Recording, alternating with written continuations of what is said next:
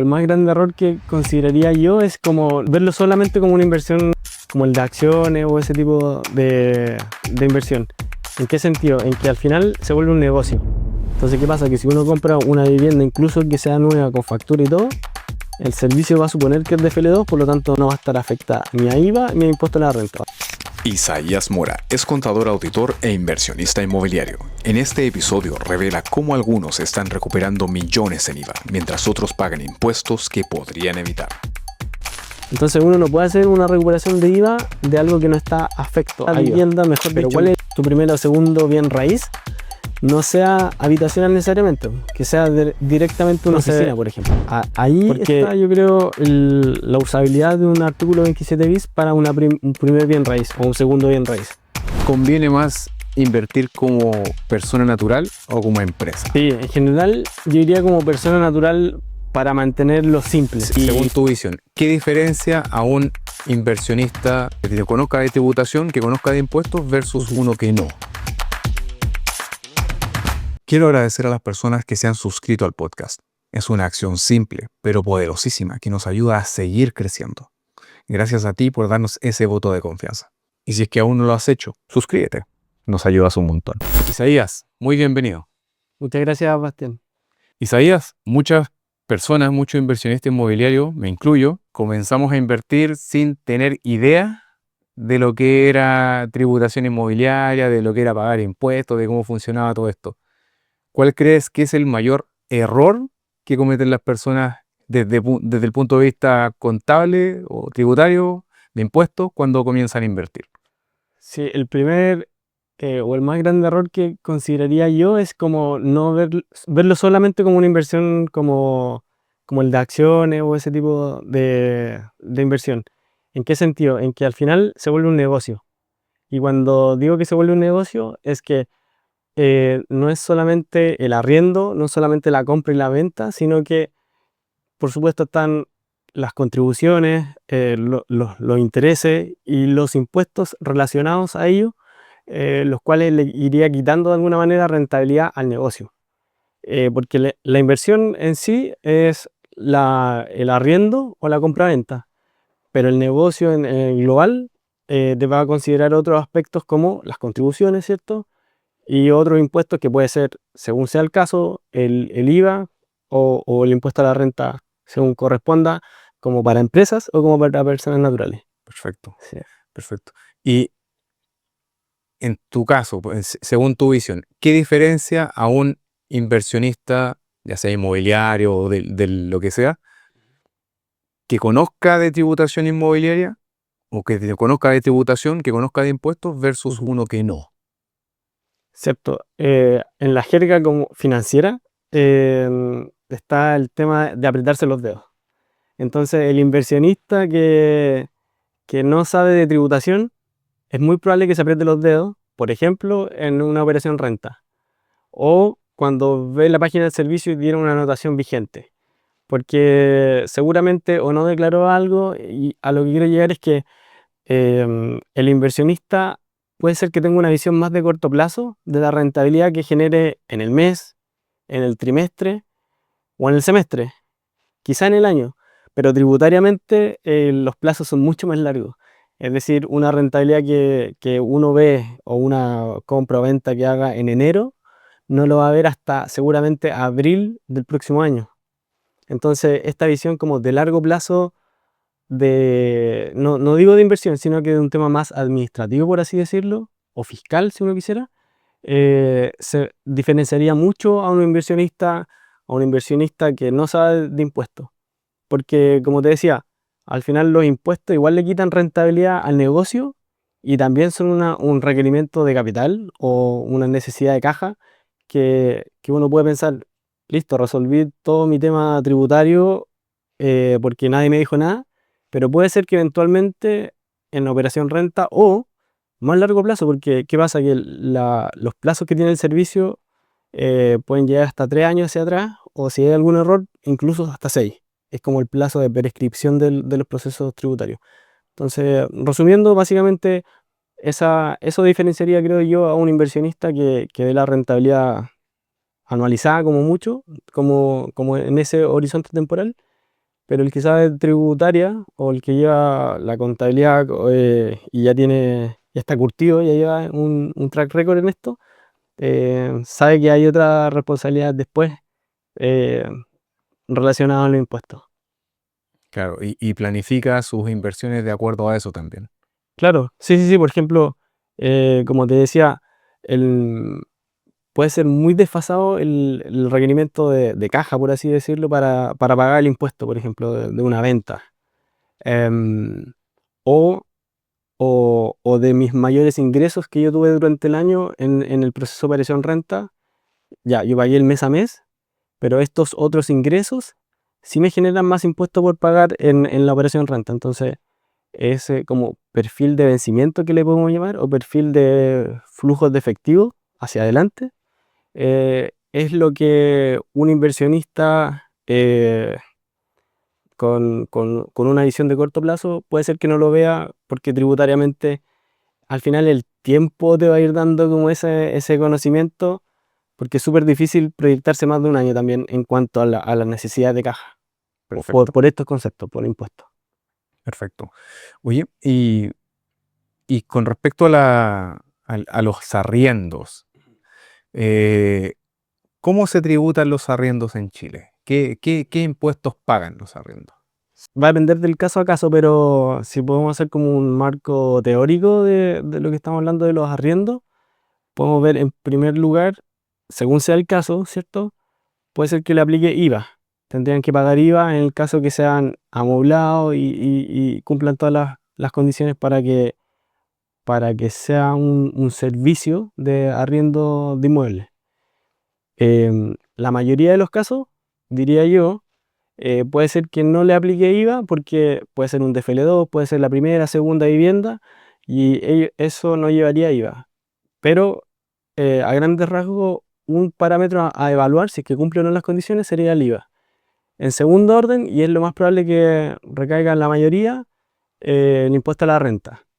El impuesto a la renta, entendiendo que es como el ingreso que percibe la persona, llámese persona natural, un RUT de carne y hueso, una persona, o el ingreso que genere una persona jurídica, un tipo de empresa que arriende estos inmuebles.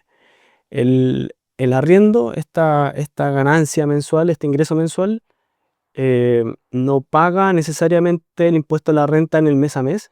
El IVA sí se paga en el mes a mes, en el formulario 29, si es que correspondiera, pero en la renta uno la va a ir acumulando durante el año hasta el 31 de diciembre y después en el proceso de operación renta uno tiene que declarar esos ingresos.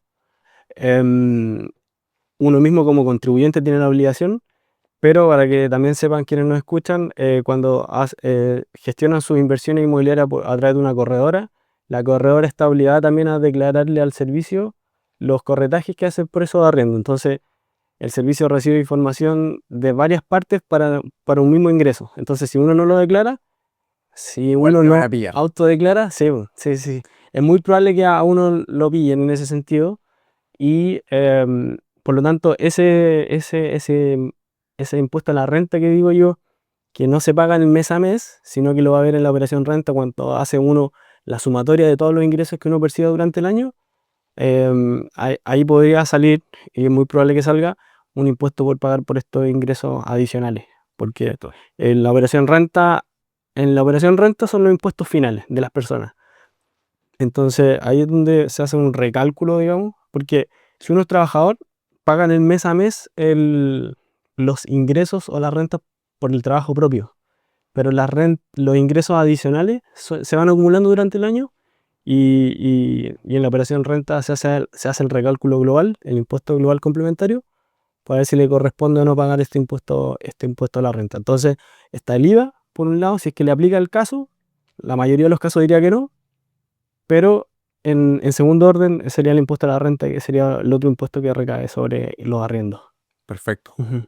perfecto. Pero, y para la persona común y corriente, o sea, la persona que está asalariada, que no tiene empresa, que es trabajador, ¿hasta cuántas propiedades no paga IVA?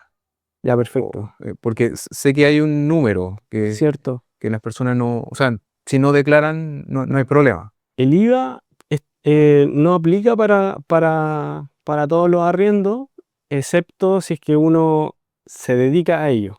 Y el servicio entiende que, y por el DFL2, es que es lo más normal que le aplicaría a las personas naturales, que le permite tener hasta 2 DFL2 cumpliendo ciertas condiciones, qué sé yo, una de ellas que tenga que cumplir un metraje menor a 140 metros cuadrados, ese tipo de cosas, para que sea considerada DFL2, y las personas naturales podemos tener 2. Y la gracia del DFL2 es que te deja sin esa renta que uno perciba por esas propiedades que estén en arriendo, no estaría ni afecta para esas propiedades ni por IVA ni impuesto a la renta. Si uno tiene que declararlo, pero en una línea que se llama ingreso no renta. Entonces se declaran igual, pero se declaran como DFL2, se declaran, pero no te entra en la sumatoria del global. Perfecto. Entonces, hasta 2, en estricto rigor, el servicio te permite sin ocupar el IVA, sin tener que recaer en la obligación del IVA. Pero ahí también tengo que hacer una aclaración porque hay propiedades o bienes raíces, aquí estamos en el mundo pensando en departamentos o casas que fueran DFL2. Residenciales. Exacto, tal cual. Entonces, por ejemplo, si alguien quisiera empezar con una oficina, por ejemplo, ahora está de moda como comprarte una oficina en 1500 UF que en cualquier otro, que son estudios súper pequeños. eh, eso no son habitacionales. Entonces, al tiro se subentiende que es como para una actividad comercial. Entonces, eso no, sí no, está afectado ahí. exacto, estaría afecto a IVA, o al menos no cumpliría las condiciones para que sea un DFL2. Uno podría acceder inicialmente a este tipo de bienes raíces para invertir, ¿cierto?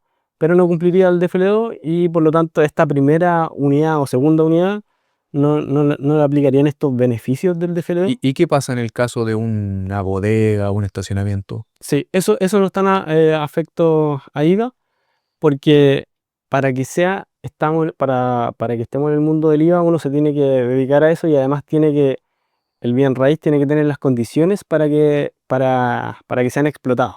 Es decir, para que tengan condiciones para ejercer una actividad comercial. Y se entiende que un departamento, una oficina, sí se pueden hacer actividades como comerciales, pero en una bodega, en un estacionamiento, no están afectados ahí por ese concepto. Pero sí aplicaría el tema de la renta, el impuesto a la renta. Perfecto, entonces todo se tiene que declarar. Sí, sí, eso es importante porque aunque no paguen impuesto en el sentido de que tengan el beneficio, por ejemplo, el DFL2, se tienen que declarar, pero en otra línea Ya. que ¿Y qué pasa si corresponde. una persona no lo declara? Si una persona no lo declara, el servicio igual va a ponderar qué tan grave o no es esta no declaración. También me atrevería a decir que estamos en el mundo de inversionistas, ¿cierto? Igual uno puede comprar y vivir en su propio bien raíz, ¿cierto? Pero el servicio se ha puesto cada vez más quisquilloso en mi opinión, porque nos hace llenar un formulario incluso aunque no seamos inversionistas, y colocar ahí que para ese rol de esa propiedad es de uso propio. Entonces me está obligando a mí como no inversionista a tener que declarar algo que ni siquiera es como mío personal, entonces no es como dentro del negocio. Pero en ese sentido, el servicio, ¿cierto? Tú me estabas preguntando Ujú. si es que el servicio era. ¿Cómo era? ¿Qué pasa si es que no declaras? Si es que no declaras, claro. Ya, entonces, si no declaras, el servicio podría em, hacerte un tipo de observación, un tipo que se llama anotaciones vigentes, ese tipo de cosas. Entonces te va a enviar como una notificación a través de la página del servicio, y te va a hacer la invitación a corregir, sí, a corregir tu formulario. Y si tú dices, ya, es verdad, no declaré esto, claro, va a haber que hacer un recálculo del impuesto, porque estamos en el mundo de que subdeclaraste tu ingreso, porque no lo declaraste. Entonces, si lo subdeclaraste, tienes que normalizarlo, te va a salir seguramente una mayor base imponible, que le llamamos, cuando la sumatoria de los ingresos. Por lo tanto, va a haber que hacer un recálculo del impuesto. Ese recálculo del impuesto se le van a atribuir también multas e intereses. Entonces, sí, claro, si uno no declara, está en realidad subdeclaró ingresos, seguramente, y eso está atribuido también a multas e intereses. Ok, Eso lo relaciono con la nueva declaración. perfecto. Y en el caso de que alguien venda una propiedad, ¿eso paga impuestos? Por Sí, ejemplo, si es que alguien compró una propiedad, se esperó un par de años y la vendió, subió de valor y está contento porque ahora va a ganar algo. en la norma general te diría que sí, porque cumple la definición de renta, que sería un aumento patrimonial en función de una ganancia. El Código Tributario le permite a los contribuyentes, a las personas que residimos en Chile, em, tener un beneficio de hasta 8.000 UFs para considerarlo como ingreso no renta. Es decir, yo compré una propiedad a 7.000 y la vendí a 8.000, me queda esta ganancia de 1.000 UF, la puedo descontar de estas 8.000 UF que el Código Tributario me permite ocupar como ingreso no renta. Por lo tanto, puedo ocupar hasta 8.000 UF, que a precio del peso de hoy sería más de 200 millones de pesos. Y, y si aún así ocupáramos todo ese beneficio, también podríamos ocupar, en la regla general te diría que este mayor valor que le llamamos, que el precio menos la compra, tendría que ir directamente al global. Pero si ya ocupamos los 8.000 UF que son ingresos no renta, en segundo orden lo que podemos hacer es este ingreso de la venta menos la compra. Si nos pasamos de las 8.000 UF, podemos hacer un pago de un impuesto único que es de un 10% sobre ese porcentaje, o sea, sobre esa ganancia, si es que nos pasa algo. Entonces, eh, el cuidado que uno tiene que tener es que, claro, toda esa ganancia no vaya en una línea de ingresos totales, porque si no me mueve mucho el, estos tramos que son progresivos para las personas naturales. Perfecto. Y y dentro de todo esto que hay que pagar, uno también, o una persona podría también deducir gastos, ¿cierto? Por ejemplo, lo que paga en contribuciones, lo que le costó tal vez arreglar la propiedad para poder arrendarla cuando la compró. Cierto. ¿Cuáles son esos gastos que Ujú. se pueden incluir? O sea, en el año tras año, mientras yo tengo la propiedad, puedo ir ocupando el beneficio como crédito fiscal que se llama a los intereses hipotecarios. Ese es un beneficio que uno va viendo en una línea del formulario 22 en la operación renta, que todos los intereses pagados durante el año, hay un tope, ¿sí? De 5 millones y medio, algo así, que es un monto NUTA, unidades tributarias anualizadas, que uno puede ocupar en la operación renta en una línea para disminuir como la base imponible. Eso fue con respecto a los intereses hipotecarios. Y en segundo orden está el tema, las contribuciones, uno también la puede ir descontando de esta base imponible. Ahora, eso en la operación renta como del año tras año, pero en la compraventa, ¿cierto? Sí, yo podría descontar el precio de venta, es algo que poco se mueve hasta cuando ya se llega al negocio. En el mundo tributario podemos ocupar ir reconociendo un costo tributario. Y el costo tributario normalmente es el valor de adquisición de la compra, de lo que quedó estipulado en notaría y después se declaró en conservador de bienes raíces. Y eso lo podemos actualizar en UF. Y además podemos, claro, disminuir en gasto lo que está relacionado a los desembolsos para la propiedad, pero tiene que estar también regularizado de alguna manera. Entonces, al final, el timbre final para ir reconociendo estos costos tributarios que uno va a incluir dentro de la propiedad, tiene que estar de alguna manera no solamente respaldado con los típicos boletos, facturas, o que esté en la contabilidad, sino que además tiene que tener el timbre de la municipalidad, que declare que los desembolsos o el proyecto que se incurrió esté efectivamente regularizado dentro de la propiedad. Perfecto. Eso sería como valores adicionales que le podemos llamar que se activaron en el activo para agregarle mayor costo tributariamente. Perfecto, Ujú. perfecto. Y en palabras sencillas, así bien para alguien que no sabe nada, ¿cómo tributa una persona en Chile? ¿Qué impuestos debería pagar? ¿Qué impuesto debería pagar respecto a un arriendo, por ejemplo, o una venta, o un o en el mundo inmobiliario estamos, ¿cierto? Claro, es muy... Eh, ¿Qué lo que debería pagar? Bueno, es lo que, como te mencionaba, según sea el caso, ¿cierto? Lo más probable es que sea el impuesto a la renta principalmente. Y la persona que sea, el impuesto a la renta le va a llegar o por el lado de la empresa, si es que tuviera una empresa, o los impuestos finales que le llamamos, que es cuando vamos a la persona y vamos a ver el impuesto global complementario, que son todas las ganancias que tiene durante el año. Perfecto. El global complementario es lo que gana en total. En total Le durante el año. gana Sí, lo que le llega de empresas, de dividendos, de arriendos, de su sueldo, tal de todo. de todo, sí, es el global complementario. Y ese le podemos llamar impuestos finales, porque estamos pensando, ¿cierto?, en el mundo de una persona natural, con root, ¿cierto?, de carne y hueso. Pero ¿qué pasa? Que esta persona también, en este prototipo de persona que estamos conversando o imaginándonos, es también trabajadora. Y esta persona no cumple impuestos finales por pagar sus impuestos en la liquidación de sueldo o en la boleta de honorario, lo que sea, sino que eso es el equivalente a un impuesto de primera categoría o un impuesto a la renta que correspondería al impuesto de segunda categoría, pero es de la renta, que sería el equivalente al impuesto de la renta de las de las empresas.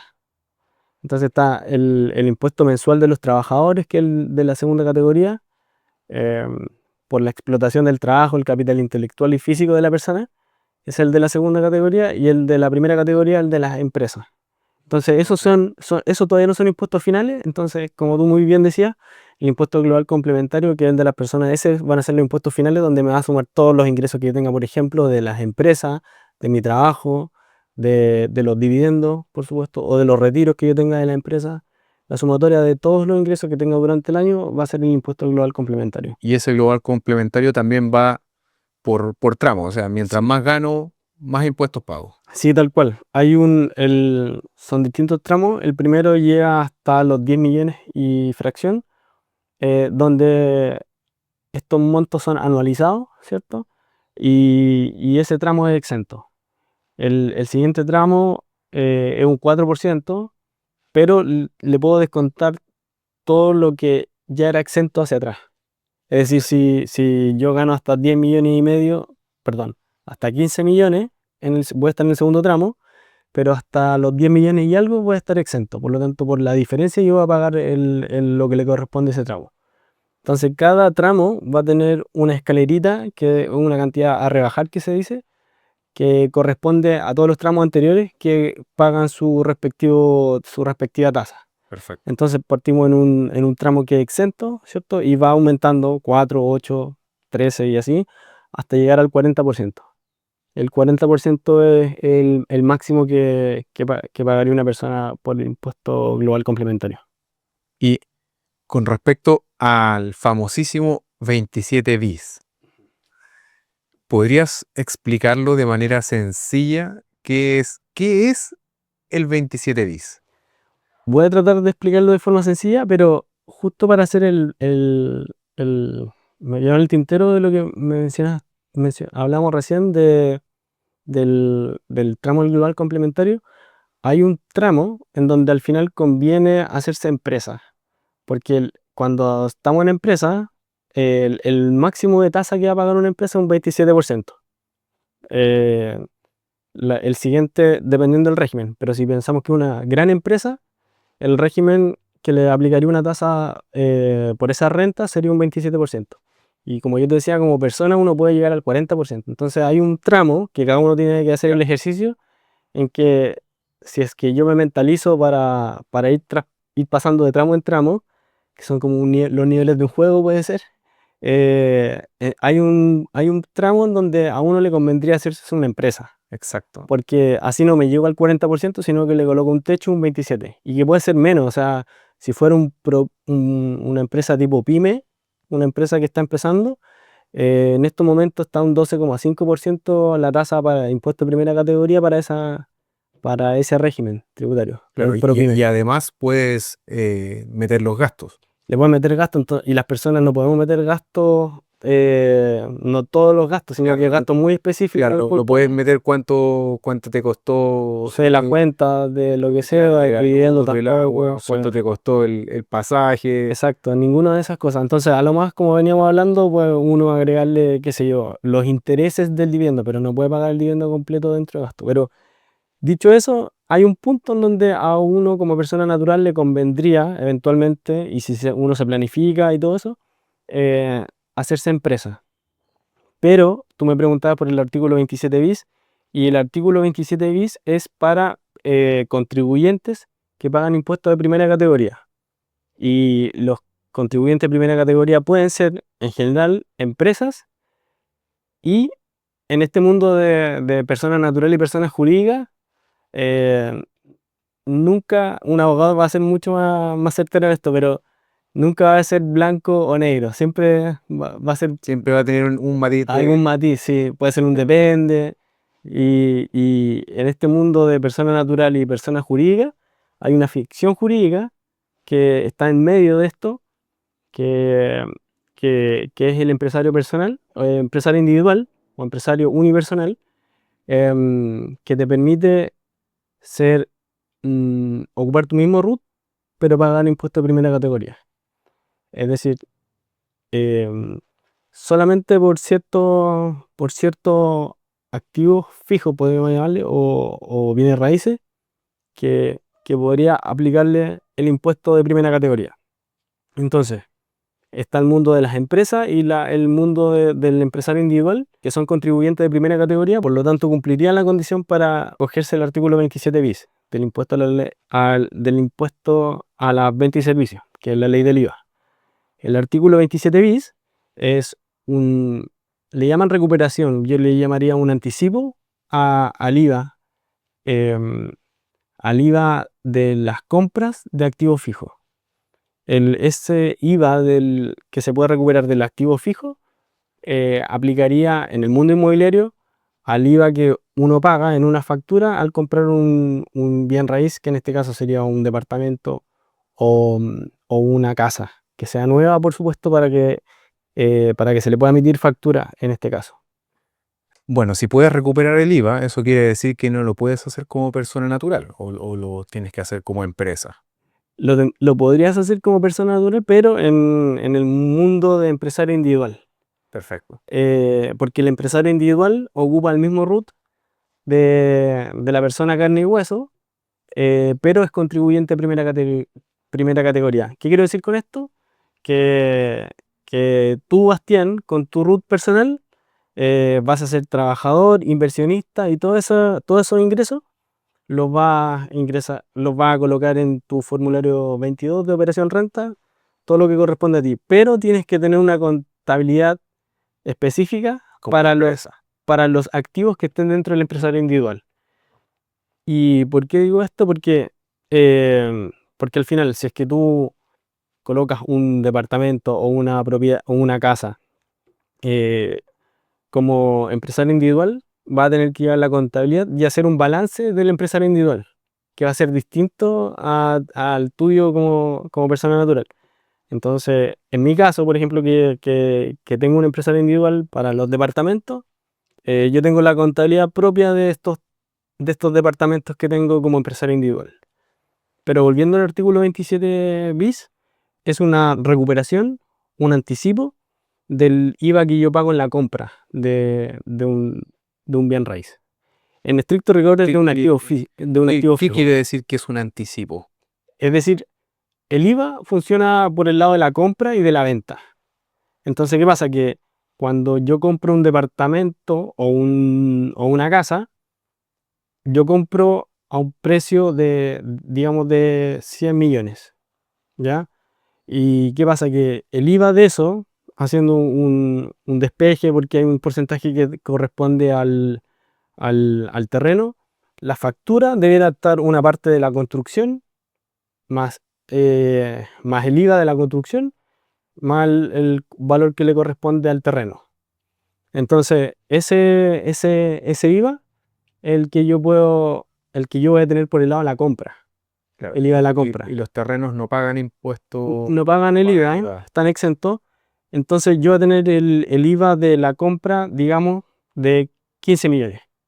¿Y qué pasa? Que ese va a ser el IVA de la compra y va a estar retenido porque yo voy a decir, esto es un IVA que le llamamos crédito fiscal, que tengo que irle descontando el IVA de las ventas. Y el IVA de la venta, ¿qué va a ser? El arriendo. Entonces, ¿qué pasa? Si yo compro un departamento en 100 millones, tengo un IVA de 12 millones, voy a tener un arriendo, digamos, inventemos para hacer los números más fáciles, de 1 millón, un arriendo de 1 millón, pero ¿cuánto será el IVA de ese arriendo? Es mucho menor que 190.000. En mis cálculos de los departamentos que a mí me tocaba ver, es una tasa efectiva de IVA de en torno a un 2%. Entonces, de un arriendo de 1 millón, eh, pago 20.000 pesos, una cosa así. Entonces el, tengo una compra de 12 millones eh, de compra, pero venta que voy pagando, que voy irle descontando 20.000 pesos. Ah, Entonces, perfecto. entonces, ¿qué pasa? Que hay mucho capital de trabajo, por así decirlo, de la empresa o del empresario individual que quedaría retenido. La mayoría de las personas quiere invertir en propiedades, pero hay tres problemas que enfrentan. Primero, el crédito hipotecario está casi imposible de conseguir. Segundo, las propiedades tradicionales ya no dan la misma rentabilidad que daban hace 10 años. Y tercero, cada vez hay más costos adicionales. ¿Hay alguna forma de invertir en propiedades sin tener que pasar por todo esto? La respuesta es sí. Y es un modelo que muy poca gente conoce. Los estacionamientos por minuto y las mini bodegas comerciales. Son activos comerciales simples. Pagan poco mantenimiento, alta rotación y flujo estable. Sin banco, sin DICOM, sin papeles y con una rentabilidad de UF más 6% al año. La inversión mínima en bodegas parte desde las 300 UF. No se exige DICOM, ni aval, ni documentación bancaria. Lo mejor de todo, que ya está funcionando. Pero cada mes que pasa hay menos unidades y más demanda. Si te interesa entender este modelo a fondo, preparé un informe gratuito con datos de fuentes externas, con el link que está aquí abajo, acerca de cómo se han comportado, cómo se comportan y cómo podrían comportarse estos activos en el futuro. Lo que antes era solo para grandes capitales, hoy está disponible para todos nosotros. Entonces, como va a haber mucho IVA retenido, estamos en 12 millones que va a haber de IVA retenido por el lado de la compra, y yo mes a mes voy a estar pagando 20.000 pesos, entonces se supone que la venta voy a ir ocupando del crédito fiscal, desde estos 12 millones, voy a ir neteando, no va a tener un IVA por pagar, sino que este cálculo que hago de un IVA, que calculo nomás, lo puedo ir ocupando de este remanente. Entonces, ¿qué pasa? Que los cálculos dicen que en un promedio de 100 años, yo podría recién ocupar todo el IVA de la compra en arriendos futuros. ¿Y qué pasa si es que vendes la propiedad? Porque Claro. estás ocupando ese IVA, que se supone que es un anticipo. Sí, porque lo que estamos haciendo es sacar ese IVA a tu bolsillo. Porque está solamente este IVA, lo vamos controlando, el IVA de la compra, lo vamos controlando solamente en el formulario. Es como que tuviste un IVA a favor, que le llaman mucho. Entonces no está en el bolsillo tuyo de momento, solamente está como en la factura. Ahí uno pagó el precio total. Uno pagó el precio total y el IVA todavía uno lo lleva controlando en el formulario 29. Entonces, ahí lo que uno hace es eh, eleva el formulario, la petición administrativa, eh, el que corresponde al artículo 27 bis, para decir, oye, servicio, cumplo las condiciones para que tú me colocaste en la ley. Nada, en estricto rigor no es el servicio el que legisla, pero para que se entienda, cumplo las condiciones, devuélveme estos 12 millones y yo te voy pagando el IVA, los 20 lucas mensuales y a perpetuidad de lo que funcione mi negocio. Entonces, claro, como me lo anticipó y yo pagué el 100, que era todo el precio del bien, y a mí me devolvieron este IVA para que yo reinvirtiera o hiciera para traer al presente caja para mi negocio siga creciendo. Cuando yo lo vendo, me dicen, oye, pero si tú compraste con IVA, también vendes con IVA. Entonces, cuando tú lo sales a vender, el precio que tú coloques de venta va a ser IVA incluido. Entonces, una parte Vas a tener que va a ir a pagar tu IVA. bolsillo y la otra parte va a ir al fisco. Sí. Entiendo. Entonces, eso a grandes rasgos. Pero si te fijas, la gracia del artículo 27 bis o el espíritu de la ley que diría yo que con el que surgió esto, era que era muy en el largo plazo el que uno iba a tener que ir descontando ese IVA. Entonces, lo que facilitó o lo que busca es incentivar a esos inversionistas que siguen haciendo el bien social que hacen los que, los que pueden invertir en inmobiliario o cualquiera sea el activo fijo, dependiendo el giro del negocio. Acá estamos en el mundo inmobiliario, entonces lo que supone acá es como que tú estás haciendo un bien porque estás dando acceso a la vivienda a quienes no pueden, entonces ocupas tu capital, asumes el riesgo y das en arrendamiento a quienes busquen ese lugar para vivir. Y esta recuperación o este juego, este proceso, ¿se puede hacer con cualquier propiedad? ¿O con las nuevas, con las usadas? Sí. ¿Se puede hacer con propiedades comerciales?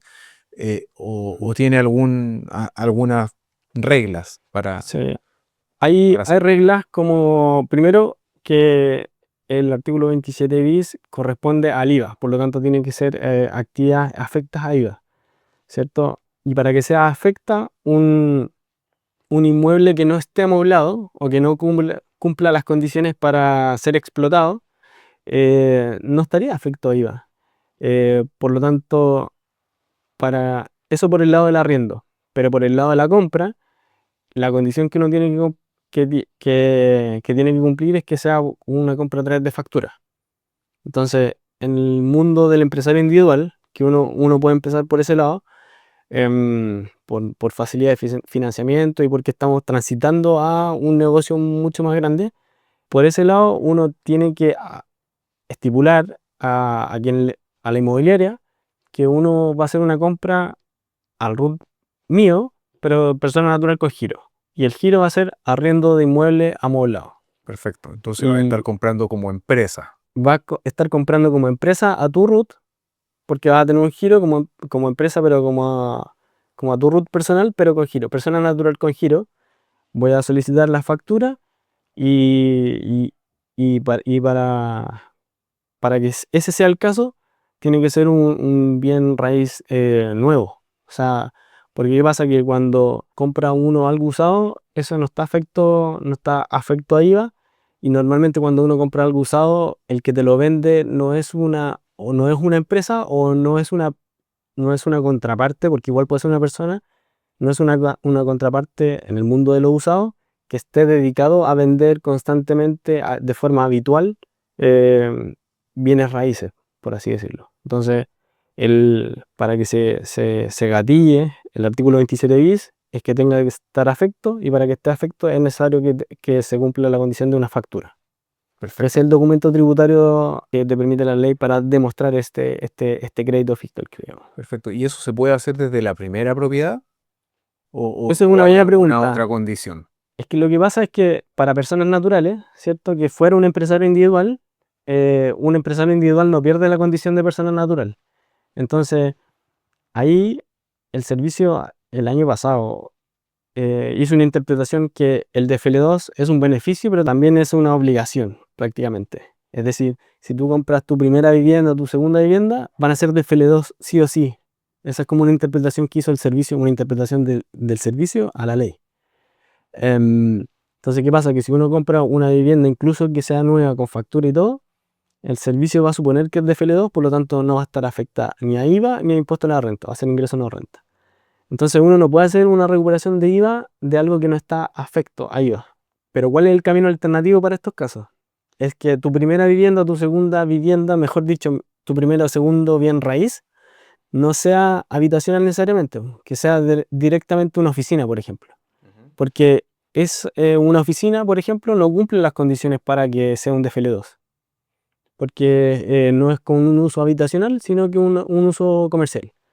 Entonces, ahí está, yo creo, la usabilidad de un artículo 27 bis para un primer bien raíz o un segundo bien raíz. En ticket de entrada que yo iría un poquito por debajo de un bien raíz promedio, porque un departamento, yo diría que está en torno a los 3.000 UF, es un departamento nuevo, ¿cierto?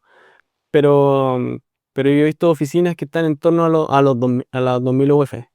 Y por lo tanto, se podría hacer un artículo 27 bis con oficina, porque no cumpliría las condiciones que el servicio está presumiendo que van a ser de FL2 para la primera y segunda bien en raíz con destino habitacional. Perfecto. ¿Y hay alguna otra condición especial para poder obtener el 27 bis? Sí, sí, el artículo 27 bis es un artículo que está en la ley del IVA, por así decirlo, y ahí estipula las condiciones necesarias para, para, re- para recuperar este anticipo del IVA por activo fijo. Entonces tiene que cumplir las condiciones que sean afectas a IVA. Normalmente cuando uno arrenda un bien que no es amoblado, no está afecto a IVA y por lo tanto tiene que estar amoblado para que esté afecto a IVA y, y hay que cumplir la condición de que esté amoblado, y el amoblado también tiene que estar documentado con, con el root, en este caso del empresario individual o de la empresa, que sea el que tenga ese bien raíz. Tiene que estar amoblado y facturado con esto, por lo tanto tiene que estar el amoblado nuevo y facturado, ¿cierto? Al, al root y al giro que compramos el departamento. Por lo tanto, todo tiene que estar dentro del mismo root y dentro de la misma contabilidad, ¿cierto? Estamos agregando todo esto a la contabilidad. ¿Qué otras condiciones debe cumplir?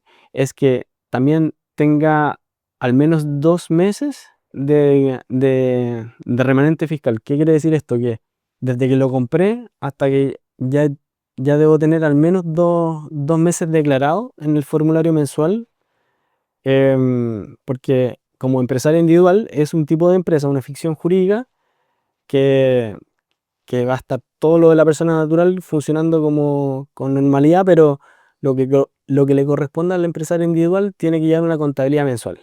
Entonces esa es otra obligación, que mensualmente voy a tener que hacer el formulario 29, perdón, que es que es el mensual y que se paga hasta el día 20 del mes siguiente.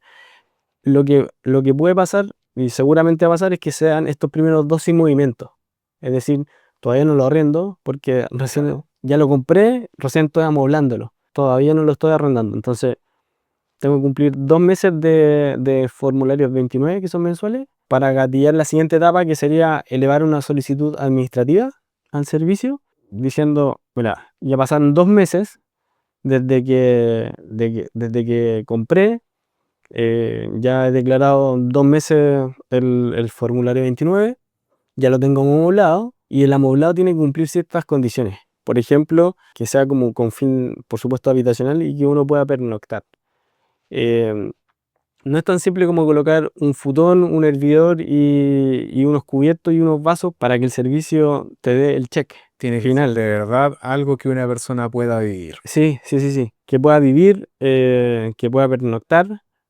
Y un referencial de eso podría ser uno mismo hacer la evaluación. Yo podría vivir acá, o uno podría vivir en un colchón con un escritorio y una tele, pero bueno, al menos entonces una pareja podría vivir acá, y si no, hacer ese otro filtro de como, eh, si es que yo hiciera esto, Airbnb, ¿podría alguien pernoctar acá? Ese tipo de como preguntas uno se tiene que hacer, eh, porque ¿qué pasa? Que uno puede hacer toda esta inversión y a lo mejor puede ir al servicio y el servicio finalmente como rechazar, diciendo que no cumple las condiciones para que sea habitacional y que está amoblado, ¿cierto? Entonces, ya dijimos que son 2 meses de declaración del formulario 29, eh, y que está amoblado como para que alguien pueda pernoctar, básicamente. Perfecto. Sí, esas condiciones en general tienen que cumplir. Ok. Y con respecto al crédito hipotecario, porque porque la gran mayoría de las personas compra con crédito hipotecario. Sí. ¿Y cómo se entrelaza pedir un crédito como persona y además hacer este trámite como empresa? En una compra, tú ya tienes experiencia en la compra y uno hace la gestión del hipotecario previamente. O sea, uno no puede gatillar la compraventa, por así decirlo, sin tener como el hipotecario o el financiamiento aprobado. Entonces, ¿qué es lo que uno hace? Como todo este proceso es previo, el, el hipotecario uno tiene que hacerlo gestión en el mundo del empresario individual como si fuera a mi RUT, no, nada más. Yo voy con todos mis ingresos a demostrarlo y, y ahí el banco o la mutuaria me dará el visto bueno, Y te evalúa como persona natural. te evalúa como persona natural, te da un 10, un 20% de que el pie que corresponde, no te lo da el banco, pero su- supongamos que te financia el 80, el 90%. Y eso por el lado de la persona natural. Y por el lado de la. Y eso por el lado del financiamiento, por el financiamiento bancario o de mutuaria. Y por el lado de la constructora o de la inmobiliaria que te vende, ahí es donde uno tiene que hacer como la alerta y levantar la alerta antes. O sea, como decir, sí, voy a comprar, pero mi RUT con giro, y el giro es tanto. Por lo tanto, por el lado del financiamiento no es necesario mencionar que esto es para empresario individual, porque estamos en un mundo de tributario. Entonces el mundo tributario lo único que le afecta en este proceso es la factura. Por eso la contabilidad como que normalmente se separa en el mundo tributario y el mundo financiero, y el mundo financiero funciona con otras reglas. O sea, no se rige necesariamente con el código tributario ni esas normas. Así que con el tema del financiamiento, no hay que hacer como mención en específico para el caso del empresario individual, que cuáles son como tus objetivos por ese lado. Perfecto. Y lo que se me queda también para mencionar, y sorry por lo desordenado, pero lo que hablamos delante de las condiciones para recuperar este IVA, hablamos de los 2 meses para elevar la solicitud administrativa. Y ahí el servicio tiene hasta 2 meses para dar respuesta a si sí o no. Y si no, uno Puedes apelar. puedes apelar. Sí, sí, sí. Así que en el mundo ideal, uno diría 2 meses hasta para elevar la solicitud, eh, y otros 2 meses para que el servicio de respuesta. Finalmente, el servicio da respuesta, pero el servicio no mueve la plata. El que mueve la plata o hace la transferencia es la tesorería. Entonces el servicio da el visto bueno, por ejemplo, y la tesorería tiene otros 2 meses para devolverte, si es que fue aprobado por el lado del servicio. Entonces son 2 meses más 2 meses, más 2 meses por lo menos, son 6 meses para recuperar un capital que igual permitiría de repente escalar mucho O sea, más rápido. no es menor, Es un pie, puede ser un pie un 12, un 13% exacto, pero es de una propiedad. de una No propiedad. es de un par de zapatillas ni algo No, barato. no, sí, sí, es cierto. Eso es lo interesante del mundo inmobiliario, que algunos inversionistas, yo diría más de, más de acciones, o que no tienen tanta experiencia de vida yo, que el mundo inmobiliario, aunque sea de un dígito la rentabilidad o el retorno, lo que sea, el monto, te cambia todo el orden del análisis, porque si uno ve la rentabilidad solamente por porcentaje, ok, un 5 un 10% para alguien de acción a lo mejor no es tanto, pero hay que ver el capital que hay detrás de la rentabilidad de eso. O sea, el medir la rentabilidad solamente por el porcentaje creo que es un análisis limitado, sino que también la rentabilidad sobre qué capital, sobre qué capital, ¿cierto? Porque si yo tengo un 10% de rentabilidad sobre 10 millones, que son, qué sé yo, mi fondo de acciones en Estados Unidos, 10 millones, ok. Pero tengo una rentabilidad del 10% por el S&P, no sé qué, al año. Pero tener ese mismo 10% sobre 100 millones, que es lo que puede ser un ticket promedio de un bien raíz, es totalmente distinto aunque estemos hablando de un mismo 10%, pero estamos hablando de un capital totalmente de distinta magnitud. Y en ese sentido lo hace súper interesante ocupar estas alternativas. eh, También es harta responsabilidad. No es una cosa de juntar solamente un pie y listo, ya la hice y tengo un capital, un patrimonio mayor a 100 millones.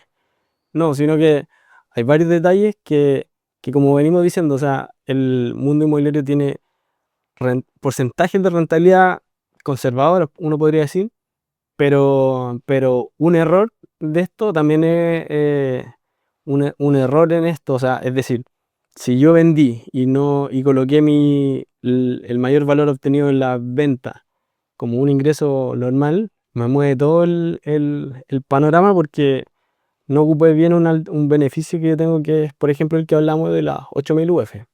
Sí, Entonces, eso te podría decir con respecto a eso. perfecto, perfecto. Y la pregunta de siempre, la que todos hacemos, ¿conviene más invertir como persona natural o como empresa Cierto, en o sea, general? sí, en general yo diría como persona natural para mantenerlo simple. Y en general, ¿cierto? Como persona natural manteniendo dos propiedades, ¿cierto? Y no complejizando más mi portafolio. ¿En qué sentido? Porque como empresa eh, voy a estar obligado a cumplir otras obligaciones. Además, nunca voy a dejar de ser persona natural. Entonces, el mundo de persona natural es una obligación por defecto. Por existir. Por existir, sí, y las obligaciones que hemos repasado por existir en Chile.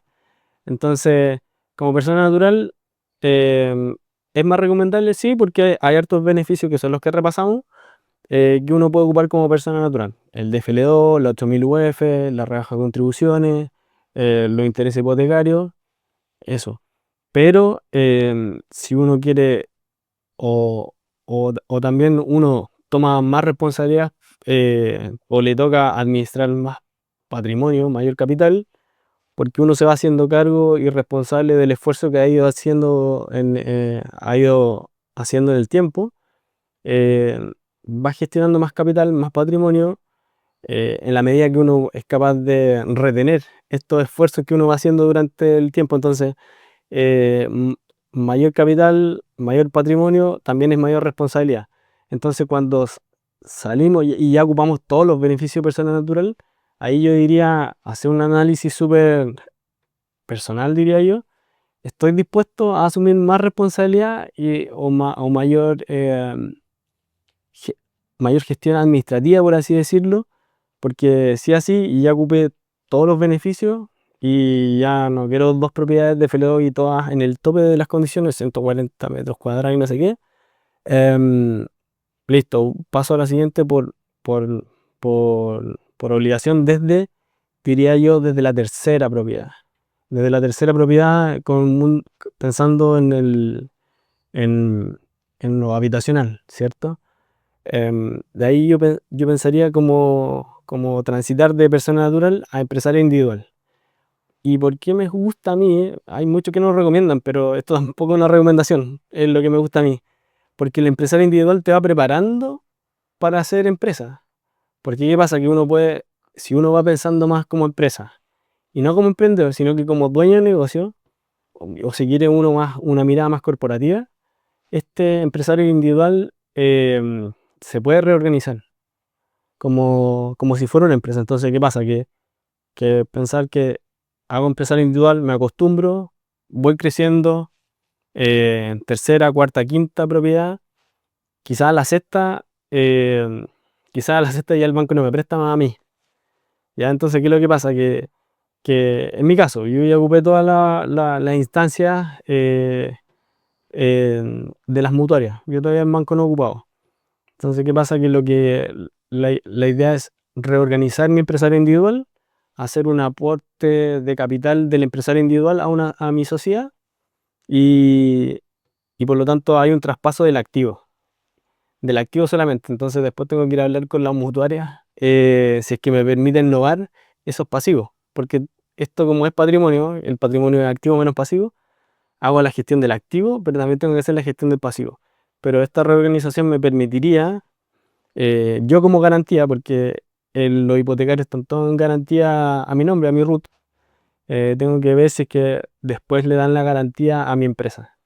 Entonces Correcto. voy reorganizando mi empresa individual para que sea empresa y así ir transitando este proceso que parte como persona natural y uno ir viendo si es que tiene las capacidades, ni siquiera intelectuales, al menos financieras o de saber gestionar este tipo de responsabilidad al final.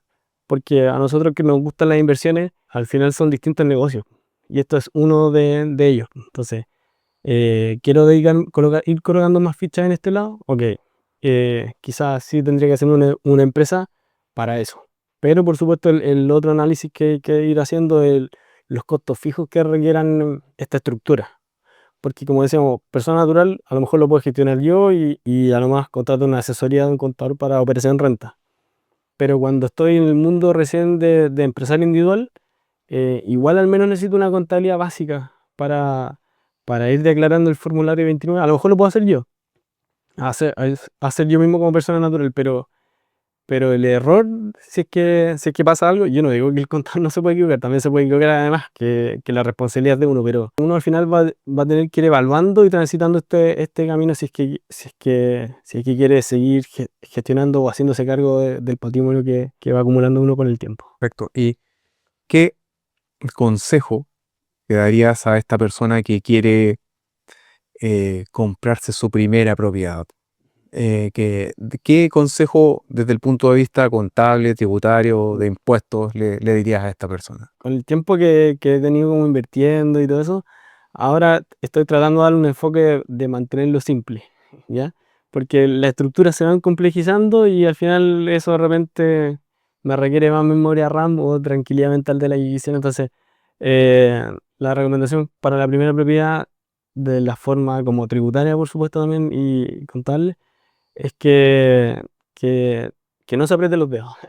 Entonces, que no vaya por la mejor promoción de pagar en infinitas cuotas el pie y todo eso, si es que vaya a la propiedad que sea la más barata y con mayor retorno posible. Normalmente puede ser que no sea la nueva, puede ser muy probable que sea la usada. Y en la usada te va a ir a un ticket más bajo, o sea, no te va a ir a los 100 millones de entrada para un departamento, a Claro, lo mejor te puede ir a los 50, a los 40 millones. probablemente no sea la propiedad más brillante. Exacto, o sea, de hecho hay otros canales o perfiles de Instagram y YouTube que le llaman los calabozos. Entonces, hay que ir buscando esos calabozos que pueden ser muy rentables. Eh, ¿En qué sentido? En que, no sé, ¿vale? Puedo encontrar uno, seguramente un estudio en Santiago Centro, todavía puede ser que haya algo de 40, 50 millones. A lo que quiero llegar que, con lo que decía, de no apretarse los dedos. Entrar por ahí, te aseguras un DFL2 de partida. Eh, y en segundo orden, si es que no es para ti la inversión inmobiliaria, es un riesgo bajo o manejable. Quiero creer que va a ser manejable haber colocado un 10% de 40 millones, son 4 palos, 4 millones de pesos. A lo mejor el costo de ese aprendizaje no es tan costoso. A eso quiero llegar. Lo peor que te puede pasar es que colocaste el pie, pero seguramente lo vas a vender al mismo precio que lo compraste, porque ya está, ya no tiene IVA, porque he usado, ya está depreciado, por así decirlo, ya está en el mínimo del mercado. Entonces, para quien empieza, yo diría para que no se apriete los dedos, si pudiera acceder a algo de 100 millones, no te vayas al de 100 millones para empezar. Anda al usado, eh, porque ocupa un pie para que sea manejable. Aunque tengas 10 millones para colocar, coloca los 4 y los otros 6 de espalda o va ocupándolo para para diversificarte en inversiones. Pero no lo digo solamente por el tema de precio, sino que también lo digo por la curva de aprendizaje, porque hay en la inversión inmobiliaria no es una inversión pasiva, hay que hacer gestión y ahí uno tiene que autoevaluarse como inversionista si es que este tipo de inversiones son para mí, si es que tengo el tiempo o el carácter o las habilidades para manejarlo. Y un usado podría ser un buen inicio. Y además, porque ocupa los beneficios tributarios que ya hablamos. O sea, el DFL2, que lo que tú tengas de lo que tú percibas como arriendo va a ser ingreso no renta, no va a estar afecto a IVA. Y así los otros beneficios, por ejemplo, el de los intereses hipotecarios.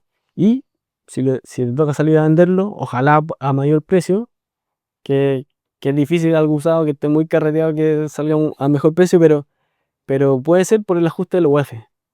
Puede ser por el ajuste del UF o porque lo arreglaste y quedó mejor. Y si aún así fuera el caso, tienes también la 8000 UF si es que ganaras para que toda esa ganancia también sea ingreso no renta. Entonces, como recomendación es como eso, o sea, eh, empezaría con algo usado. Yo partí con algo usado, pero sabía que, y eso es lo que les podría decir, que también partan con algo usado, pero no piensen que necesariamente ese va a ser su único nicho, sino que es una cosa, es un proceso que hay que ir transitando y si me gustó, ok, ocupo los 6 millones que me quedaron en otro más grandecito y así ya voy a ir entendiendo cómo voy haciendo los flujos de caja hacia adelante, ¿cierto? Porque a lo mejor eventualmente sí puedo comprar después uno nuevo y los pago en cuotas y todo lo que quiero, porque, porque como ya vi y entendí que puedo ocupar el artículo 27 bis, eh, a lo mejor estas cuotas hacia adelante del pie lo pago con ese anticipo del IVA. Pero ya hice el camino que había que hacer, ocupar los DFL2 como persona natural y transitando este camino de persona natural, persona individual y empresa. Pero no piensen que esto va a ser de corto plazo, sino que es súper de largo plazo, en verdad. Isaías, muchísimas gracias por aceptar la invitación. Ah, y algo se me olvidaba. Si alguien quisiera ponerse en contacto contigo, ¿cómo lo hace? Primero que todo, gracias a ti, de verdad, Bastián, por las conversaciones que hemos tenido para llegar a esto. O sea, esto es un adicional porque hemos tenido otras conversaciones súper fructíferas. Y cuando alguien quisiera contactarse conmigo, normalmente yo ocupo LinkedIn, eh, me buscan como Isaías Mora. También lo que he estado ocupando en el último tiempo es Instagram, que es @imora_cl. Y por último también donde pueden agendar conmigo un Zoom sin ningún compromiso, sin todavía derivarlos a mi consultora, es en mi sitio web que es www.imora.cl. Perfecto, perfecto. Isaías, muchísimas gracias por aceptar la invitación y por supuesto estás completamente invitado para seguir hablando de lo que sea, en realidad. Sí, buenísimo. Gracias a ti. Gracias a ti, Isaías.